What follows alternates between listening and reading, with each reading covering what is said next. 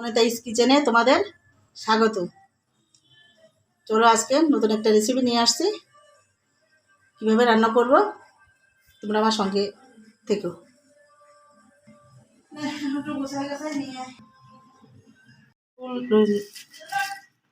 রান্না করার জন্য কী লাগছে দেখো, পুঁই ফল। গাছটা বুড়ো হয়ে গেছে, সেই গাছ থেকে এইগুলো এভাবে কেটে কেটে নিয়ে আসছি। এই তোমরা ছোটোগুলো দিয়ে এভাবে চচ্চড়ি রান্না করবে, খেতে না অসাধারণ লাগে দেখবে। তাহলে চলো আমরা কী দিয়ে কীভাবে রান্না করব দেখে নিই। নারকেল বাটা এভাবে ফিনিশ করে বেটে নেবে। আচ্ছা, জিরে বাটা, পোস্ত বাটা,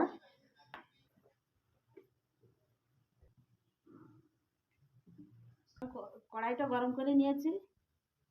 এখানে এর ভিতরে সরিষার তেল দিয়ে দেবো, একটু বেশি করে সরিষার তেল দেবো। বেশি করে কটা কাঁচা কালো জিরে দিয়ে দিলাম, দিলাম। তারপর একটু ফাটিয়ে ফাটিয়ে দিয়ে দিলাম এভাবে। একটা 10টা কাঁচা লঙ্কা দিলাম, একটু তেজপাতা দিয়ে দিলাম। এর ভেতরে কটা নতুন আলু দিলাম, ছোটো ছোটো আলু।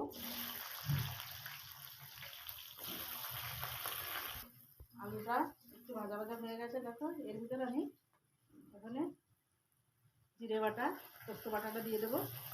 এর ভিতরে আমি নারকেল বাটাটা দিয়ে দেবো।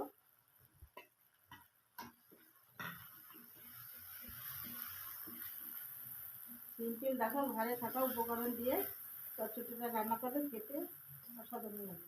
এভাবে রান্না করে দেখো। হাতে করে পরিমাণ মতো নুন দিয়ে দিব, 1 চামচ হলুদ দিয়ে দেবো।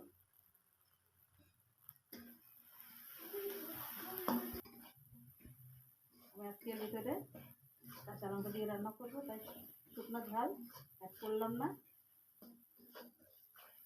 এভাবে তেলটা ছেড়ে দিবে নারকেল থেকে, তখন সামান্য একটু জল দিয়ে দিবে, আমি একটু কষিয়ে নেব।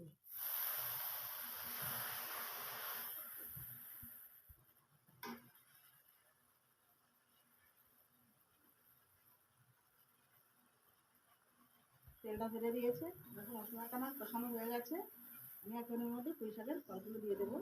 আমি 2-4টে শাক দিয়েছি, জালি আছে তার জন্য। তোমরা চাইলে খালি এগুলো দিতে পারো।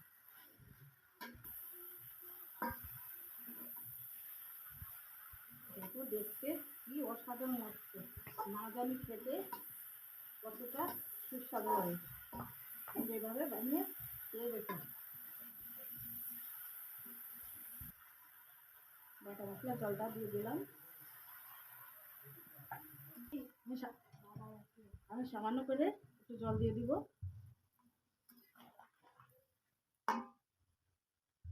এতে আমি ঝোল রাখবো না, এরকমই হয়ে যাবে। আমি এখানে ঢাকা দিয়ে দেবো। ফিরে আসছি 2 থেকে 3 মিনিটের মধ্যে। দেখো 3 থেকে 4 মিনিট পরে ফিরে আসলাম। এখন আর চচ্চড়িটা হয়ে গেছে।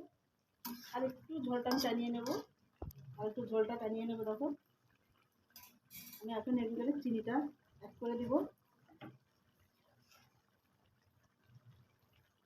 1 চামচ চিনি দিয়ে দিলাম।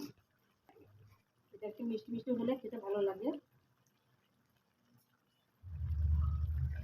মিষ্টিটা দিয়ে ঢাকবো না।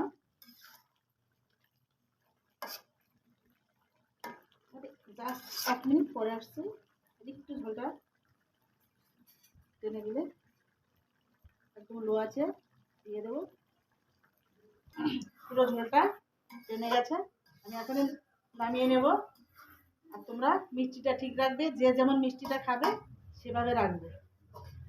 আমার হয়ে গেছে দেখো, আমি এভাবে এখন নামিয়ে নেব। দেখো কি অসাধারণ হয়েছে চচ্চড়িটা, আমি নামিয়ে নিয়েছি। দেখো কি অসাধারণ হয়েছে, খেতেও খুব সুন্দর হয়। তোমরা এভাবে রান্না করবে, তোমরা খাবে, রান্না করে কমেন্ট করবে আমাকে খেতে কেমন হয়েছে। আমার এই মজাদার ভিডিওটা কেমন লাগলো, লাইক শেয়ার কমেন্ট করবে।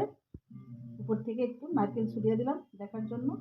দেখো কি অসাধারণ না লাগছে এটা দেখতে এখন।